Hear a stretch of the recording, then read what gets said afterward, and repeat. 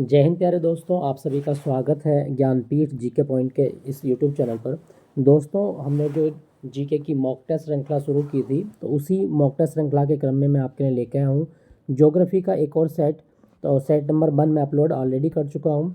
Set number 2 है, 20 प्रश्नों का अभ्यास करेंगे इसमें, और आपके आने वाले सभी एग्जाम के लिए, चाहे वो आपका उत्तर प्रदेश पुलिस का एग्ज़ाम हो, होमगार्ड का एग्ज़ाम हो, उत्तर प्रदेश दरोगा भर्ती हो, या आपका समूह का स्टेनो हो, या आपका जूनियर असिस्टेंट का होने वाला एग्ज़ाम हो, एसएससी लेवल का कोई भी एग्ज़ाम आप देने वाले हों, दिल्ली पुलिस का आप एग्ज़ाम दें, जीडी का आप एग्ज़ाम दें, सभी एग्ज़ामों के लिए ये जो क्वेश्चन है वो आपके लिए हेल्पफुल होंगे। तो बिना देर किए शुरू करते हैं आज का मॉक टेस्ट। और 20 प्रश्न इसमें ज्योग्राफी के शामिल किए हैं।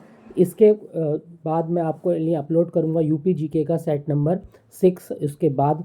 ठीक है, तो चलिए शुरू करते हैं आज का मॉक टेस्ट। पहला प्रश्न आपकी स्क्रीन पर क्या कहता है दोस्तों? कहा गया है, पहला प्रश्न, थोड़ा सा इसमें साइज कम हो गया है, तो कल बड़ा साइज में मैं इसको टाइप करूँगा तो आपको अच्छे से दिखाई भी देगा।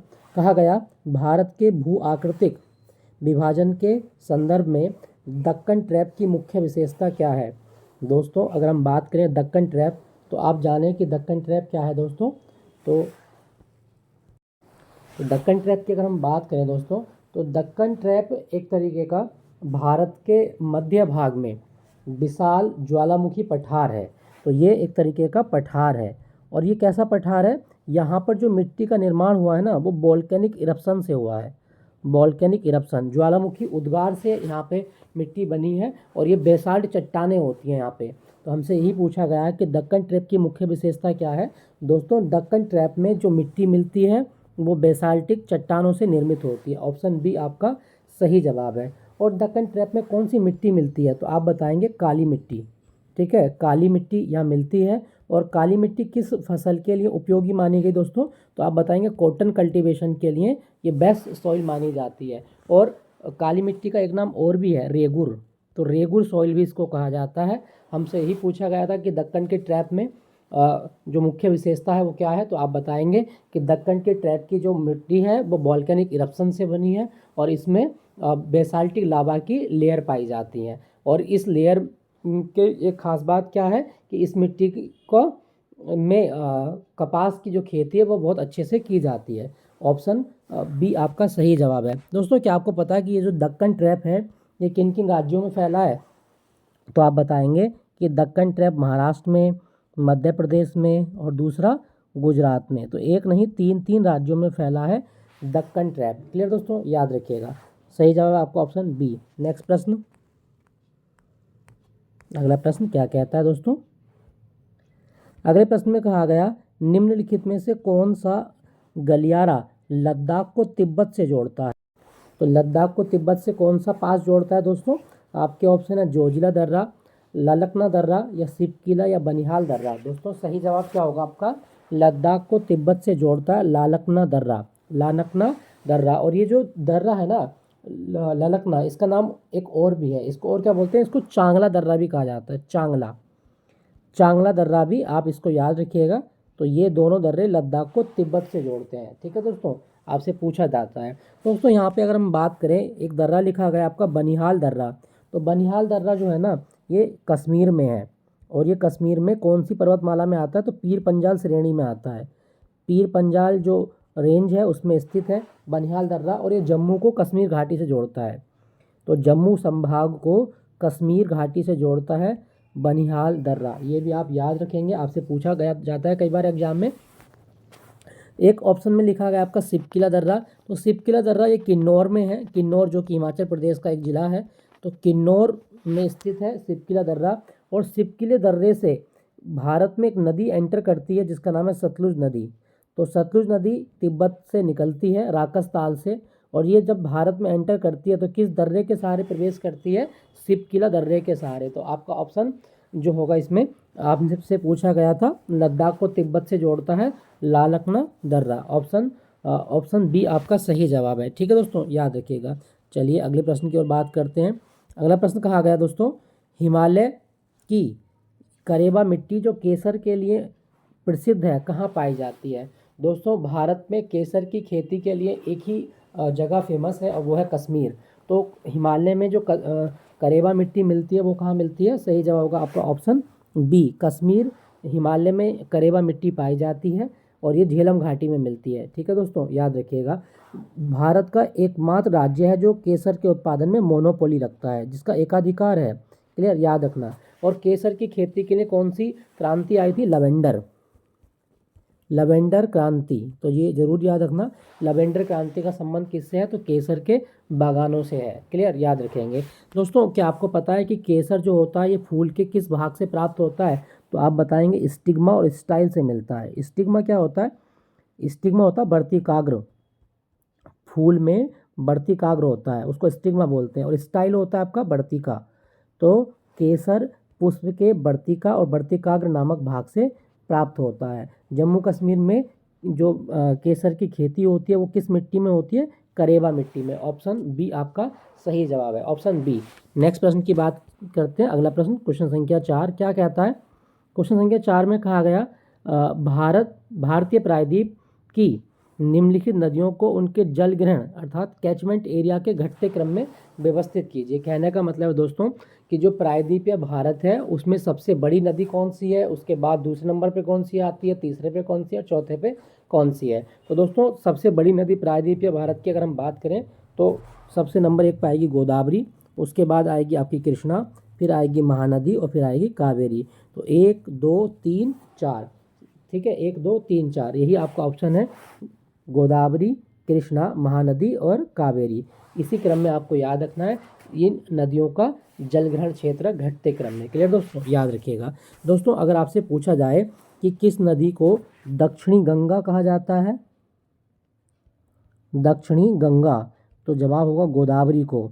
और दक्षिण भारत की गंगा, दोनों अलग अलग क्वेश्चन है। दक्षिण भारत की गंगा तो वो कावेरी को कहा जाता है। ठीक है, दोनों आप याद रखेंगे, दक्षिण भारत की गंगा कावेरी और दक्षिणी गंगा गोदावरी। क्लियर दोस्तों, याद रखिएगा। चलिए अगले प्रश्न की ओर बात करते हैं। अच्छा दोस्तों, यहाँ लिखा गया है कृष्णा नदी, क्या कृष्णा नदी पर कोई बांध बना है भारत में? जी हाँ, आप बताएंगे नागार्जुन सागर बांध। नागार्जुन सागर बांध किस नदी पर है? तो वो है कृष्णा नदी पर। क्लियर, याद रखिएगा।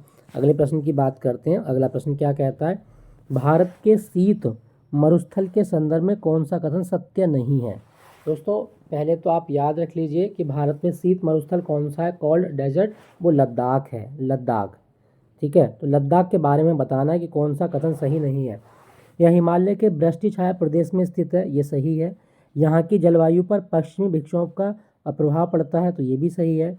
यहाँ की मृदा में ह्यूमस की प्रधानता होती है, ये गलत है। मुख्य रूप से लद्दाख और स्पीति क्षेत्र में फैला है, तो ये सही है। दोस्तों जो भारत में शीत मरुस्थल है वो लद्दाख है, और लद्दाख जो है ना वो वृष्टि छाया प्रदेश में आता है। ठीक है, लद्दाख में जो पहाड़ी जो मानसून पवनें होती हैं वो पवन विमुखी ढाल की तरफ बहने लगती हैं। क्लियर दोस्तों, याद रखिएगा। तो इसका सही जवाब क्या होगा? जो आपका शीत मरुस्थल है उसकी मृदा में ह्यूमस की प्रचुरता होती है, ये गलत कथन है। उसमें जो ह्यूमस होते हैं वो होते ही नहीं है। क्लियर, याद रखिएगा। अगले प्रश्न की बात करते हैं। अगला प्रश्न क्या कहता है? बरिंद का मैदान भारत के किस राज्य में है? दोस्तों बरिंद का मैदान की अगर हम बात करें, आपके ऑप्शन है असम, पश्चिम बंगाल, बिहार, उड़ीसा। तो बरिंद का मैदान जो है ना दोस्तों, ये गंगा और ब्रह्मपुत्र नदियों के संगम पर है। गंगा और ब्रह्मपुत्र नदियों का जो संगम है वहाँ पर ये स्थित है। और गंगा और ब्रह्मपुत्र नदी का संगम फिर कहाँ होता है?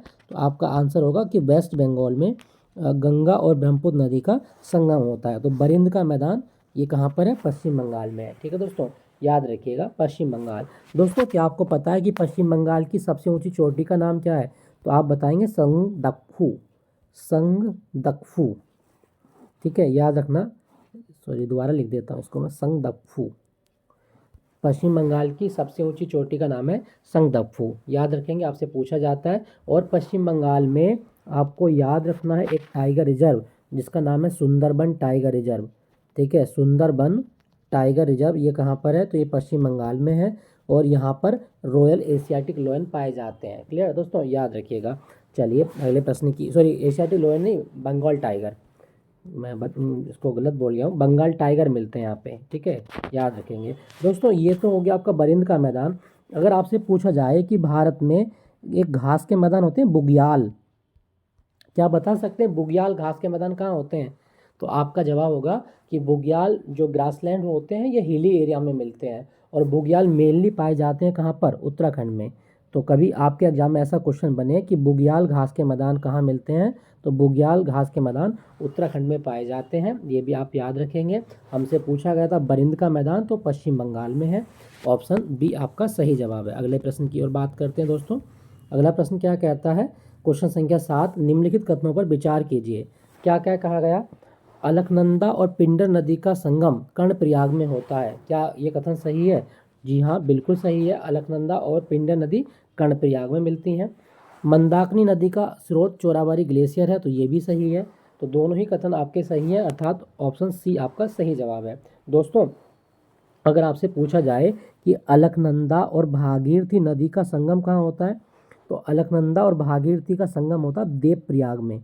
देवप्रयाग, और देवप्रयाग से ही कौन सी नदी का जन्म होता है? गंगा नदी का। तो ये जरूर याद रखना कि गंगा नदी किस प्रयाग पर बनती है, तो आप बताएंगे देवप्रयाग में अलकनंदा और भागीरथी नदी के संगम पर गंगा की मुख्य धारा का निर्माण होता है। ठीक है दोस्तों, याद रखेंगे। और ये पंच प्रयाग होते हैं। अगर आप कहें तो मैं बता देता हूँ पंच प्रयाग कौन कौन से हैं। देखो, पहला है आपका विष्णु प्रयाग, विष्णु प्रयाग, ठीक है। और विष्णु प्रयाग में कौन सी नदी भाग लेगी, तो आप बताएंगे अलकनंदा नदी प्लस धौली गंगा, धौली गंगा। तो ये जरूर याद रखना, अलकनंदा नदी और धौली गंगा इसमें भाग लेती हैं। उसके बाद में बनता है नंद प्रयाग।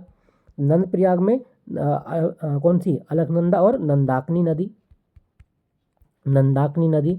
उसके बाद में बनता है कर्णप्रयाग। तो कर्णप्रयाग में अलकनंदा नदी प्लस पिंडर नदी। फिर बनेगा रुद्रप्रयाग, अलकनंदा नदी और मंदाकिनी नदी। फिर बनेगा देवप्रयाग, और देवप्रयाग में अलकनंदा और भागीरथी का मिलन होता है, वहीं से गंगा जन्म लेती है।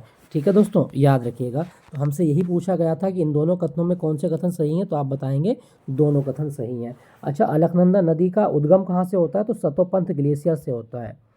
सतोपंथ ग्लेशियर से अलकनंदा नदी निकलती है, ये जरूर याद रखना, आपसे पूछा जाता है कई बार एग्जाम में। ठीक है, चलिए अगले प्रश्न की बात करते हैं। क्वेश्चन संख्या 8, क्या कहा गया? क्वेश्चन संख्या 8 में कहा गया है दंडक अरण्य क्षेत्र भारत के किस भाग में स्थित है? दोस्तों, दंडक अरण्य क्षेत्र जो है ये मध्य पूर्वी भाग में स्थित है। ऑप्शन बी आपका सही जवाब है। ऑप्शन बी, मध्य पूर्वी भारत। क्लियर दोस्तों, याद रखिएगा। अगले प्रश्न की बात करते हैं। कोपेन के जलवायु वर्गीकरण के अनुसार एएस प्रकार की जलवायु भारत के किस राज्य में पाई जाती है? दोस्तों, जो कोपेन का जलवायु वर्गीकरण है उसमें भारत की जो जलवायु है उसको उष्णकटिबंधीय मानसूनी बताया गया है। और एएस प्रकार की जलवायु भारत में कहाँ मिलेगी? इसका जवाब होगा कोरोमंडल तट पर मिलती है। कोरोमंडल तट जो कि पूर्वी तट है, ठीक है, पूर्वी तट है, और ये तमिलनाडु के तट को कहा जाता है। हालांकि कोपेन के जलवायु वर्गीकरण को मैं आपको पढ़ाऊंगा कभी ऑफलाइन में मौका मिला तो, कि किस तरह से भारत की जो क्लाइमेट है उसको इन्होंने नोटिफाई किया है। तो अभी के लिए आप याद रखना, एएस प्रकार की जलवायु कहाँ मिलती है? कोरोमंडल तट पर मिलती है, और कोरोमंडल तट पूर्वी तट है। ठीक है दोस्तों, याद रखिएगा, पूर्वी तट पर मिलती है। अगले प्रश्न की बात करते हैं। क्वेश्चन संख्या 10, क्या कहा गया? क्वेश्चन संख्या 10 में अमरावती, भवानी, हेमावती और काबिनी किसकी सहायक नदियां हैं? दोस्तों, ये जो नदियां हैं अमरावती, भवानी, हेमावती, काबिनी, तो इसका सही जवाब क्या होगा? ये कावेरी की नदियां हैं, कावेरी की सहायक नदी है। तो 10 का सही जवाब है सी, कावेरी नदी। क्या आपको पता है कि कावेरी नदी कहाँ से निकलती है? तो ये ब्रह्मगिरी से निकलती है, ब्रह्मगिरी रेंज, और ये कहाँ पर? कर्नाटक में। ठीक है, कर्नाटक में स्थित है, ये आप जरूर याद रखना, ब्रह्मगिरी रेंज से ये निकलती है। क्लियर दोस्तों, याद रखेंगे। दोस्तों, यहाँ पे मैं आपको एक चीज़ बता दूँ कि जो कावेरी नदी है ना, ये दक्षिण भारत की एकमात्र सदा नीरा नदी मानी जाती है। एकमात्र पेरेनियल रिवर है, only one perennial river in south India is Kaveri. तो आप ध्यान रखना, and also called is the Ganga of south India. ठीक है, दक्षिण भारत की गंगा इसको कहा जाता है, कावेरी नदी को। और कावेरी नदी पर एक झरना है, बड़ा फेमस है, जो आपके एग्जाम में पूछा जाता है, कौन सा है? शिवा समुद्रम जलप्रपात। शिवा समुद्रम जलप्रपात ये किस नदी पर है? तो कावेरी नदी पर है, शिवा समुद्रम जलप्रपात, कर्नाटक में। क्लियर, याद रखना। अगला प्रश्न क्या कहता है? भारत का सबसे लंबा राष्ट्रीय जलमार्ग कौन सा है? लॉन्गेस्ट नेशनल वाटरवे वन कौन सा है? ये किन को जोड़ता है? तो सही जवाब क्या होगा दोस्तों, भारत में सबसे लंबा जो राष्ट्रीय जलमार्ग है वो इलाहाबाद को हल्दिया से जोड़ता है। इलाहाबाद आपका यूपी में है और हल्दिया आपका वेस्ट बंगाल में है। तो प्रयागराज को हल्दिया से जोड़ता है राष्ट्रीय जलमार्ग वन। क्लियर दोस्तों, याद रखिएगा। अगले प्रश्न की बात करते हैं। अगले प्रश्न में कहा गया छोटा नागपुर पठार की सबसे ऊंची चोटी कौन सी है। आपके ऑप्शन है धूपगढ़, पारसनाथ, गुरु शिखर या मलयगिरी। तो छोटा नागपुर पठार की सबसे ऊंची चोटी है पारसनाथ। ऑप्शन बी आपका सही जवाब है पारसनाथ। और पारसनाथ जो चोटी है ना वो झारखंड में है, झारखंड। क्लियर, याद रखना झारखंड में स्थित है। ठीक है दोस्तों यहाँ पे लिखा गया है गुरु शिखर। तो गुरु शिखर ये अरावली रेंज की सबसे ऊंची चोटी है। अभी अरावली मूवमेंट भी आपने देखा होगा, सरकार इसको कुछ खबरें आई थी कि यहाँ पे माइनिंग का कार्य किया जाएगा। तो अरावली वही है जो राजस्थान में फैली हुई है। राजस्थान का गौरव है अरावली पहाड़ी। ठीक है, और अरावली को बचाना भारत के लोगों का एक कर्तव्य है।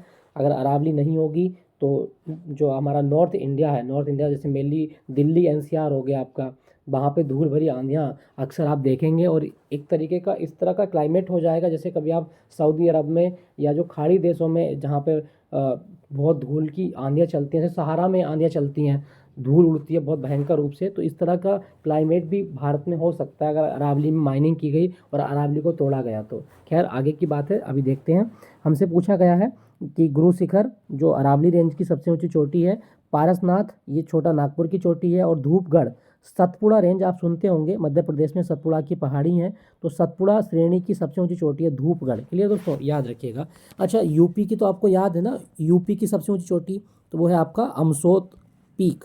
और अमसोत पीक ये सहारनपुर में है। हमसे क्वेश्चन में पूछा गया था छोटा नागपुर पठार की सबसे ऊंची चोटी पारसनाथ। ऑप्शन बी आपका सही जवाब है।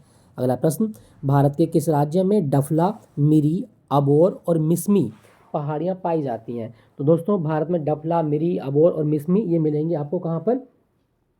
सही जवाब होगा ऑप्शन सी, अरुणाचल प्रदेश में। अरुणाचल प्रदेश में मिलेंगी। और अरुणाचल प्रदेश की सबसे ऊंची चोटी कौन सी है, कांगटो। कांगटो, अगर कांगटो ऑप्शन में नहीं होगा तब तो आपको लगाना गोरी चेन।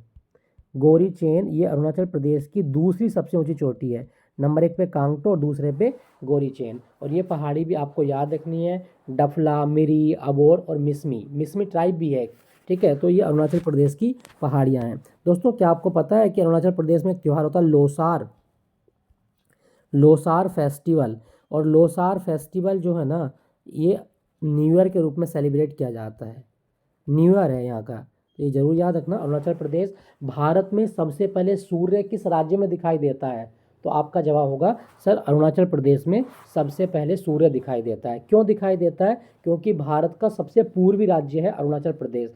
सबसे पश्चिमी पूछेगा तब तो वो गुजरात है। सबसे पश्चिम में भारत के वो गुजरात है और सबसे पूर्व में अरुणाचल प्रदेश है। तो हमसे यही पूछा गया था, डफला, मिरी, अबोर ये अरुणाचल प्रदेश की पहाड़ियाँ हैं। नेक्स्ट प्रश्न, बाबा बूदन की पहाड़ियाँ किस खनिज के लिए जानी जाती हैं। दोस्तों बाबा बूदन की पहाड़ियों की बात करें तो ये लौह अयस्क के लिए जानी जाती हैं। ऑप्शन ए आपका सही जवाब है। और ये किस राज्य में है, तो बाबा बूदन की पहाड़ी ये कर्नाटक में है। ठीक है दोस्तों, कर्नाटक, जरूर याद रखना ये कर्नाटक में है। ठीक है, कर्नाटक, बाबा बूदन की पहाड़ी कर्नाटक में है। क्लियर दोस्तों, याद रखेंगे। क्या कर्नाटक में कोई खान है, जी हाँ, तो आप बताएंगे कुंद्रेमुख की खान। कुंद्रेमुख, कुंद्रेमुख की खान जो है वो लौह अयस्क के लिए जानी जाती है। और कुंद्रे शब्द का मतलब क्या होता है, हॉर्स, हॉर्स। ठीक है, कुंद्रे जो शब्द है ना ये कन्नड़ भाषा में घोड़े को बोलते हैं। तो इन जो कुंद्रेमुख की जो खान है ना उसका आकार घोड़े के मुख के समान है। ठीक है, ऐसा आप याद रखिएगा। तो हमसे पूछा गया है क्वेश्चन में कि बाबा बूदन की पहाड़ियाँ ये कहाँ पर है, तो आप बताएंगे ये कर्नाटक में है। और ये जो पहाड़ियाँ वो किसके लिए जानी जाती हैं, लौह अयस्क के लिए जानी जाती हैं। ठीक है दोस्तों, याद रखना। दोस्तों अगर हम तांबे की बात करते हैं तो राजस्थान में एक जगह है खेतड़ी।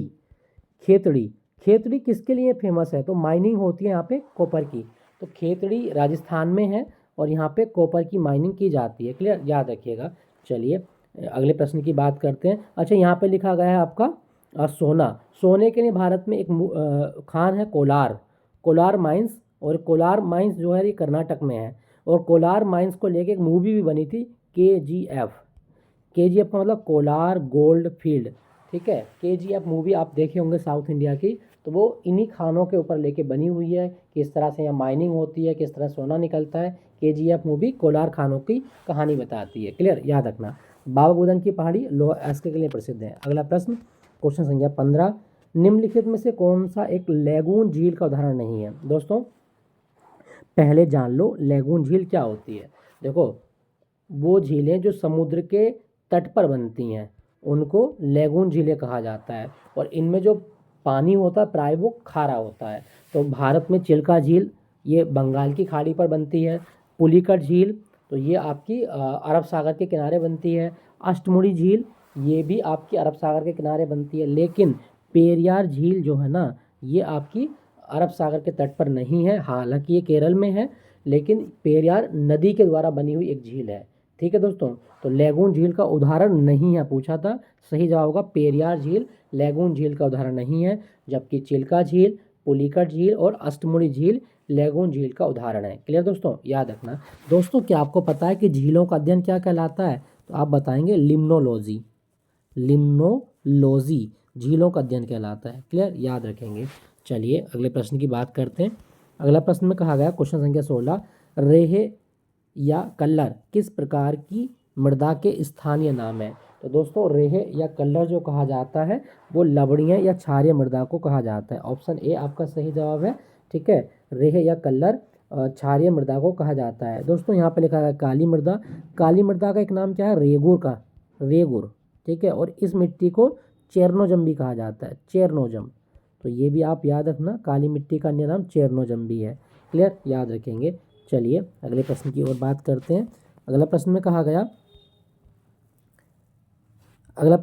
गया है भारत में मानसून के विस्फोट के लिए कौन सी जेट स्ट्रीम उत्तरदायी होती है।